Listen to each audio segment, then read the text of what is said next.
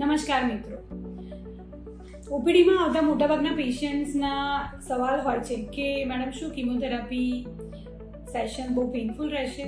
તો મારો જવાબ છે ના. કિમોથેરાપી એ એવું ઇન્જેક્શન નથી કે જે આપતી વખતે તમને બહુ જ પેઇન થાય. કિમોથેરાપી એ એક પ્રકારની મેડિસિન છે કે જે ટેબ્લેટના ફોર્મમાં પણ હોઈ શકે છે અને ઇન્જેક્શનના ફોર્મમાં પણ હોઈ શકે છે.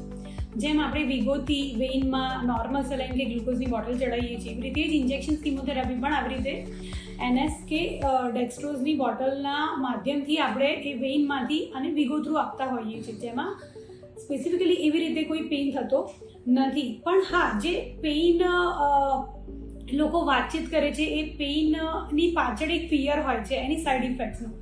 એમાં બી કોમન સાઇડ ઇફેક્ટ્સમાં હેર લોસ છે, વોમિટિંગ છે અને વીકનેસ, આ ત્રણ એવી સાઇડ ઇફેક્ટ્સ છે કે જેનો ડર મોટાભાગના પેશન્ટ્સને હોય છે. પણ આ બધી સાઇડ ઇફેક્ટ્સ બહુ જ ટેમ્પરરી હોય છે અને જે મોડર્ન સપોર્ટિવ મેડિસિન્સ છે તેનાથી આ બધી સાઇડ ઇફેક્ટ્સ ઘણી સારી રીતે આપણે કંટ્રોલ કરી શકીએ છીએ ઓર પ્રિવેન્ટ કરી શકીએ છીએ.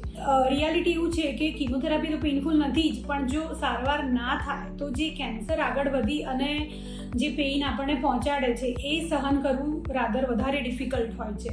સો કિમોથેરાપી એ કોઈ પોઈઝન નથી, but it's a life saving medicine. હું ડૉક્ટર એકતા, કેન્સરની સફરમાં સહારો પણ અને સમાધાન પણ. Thank you.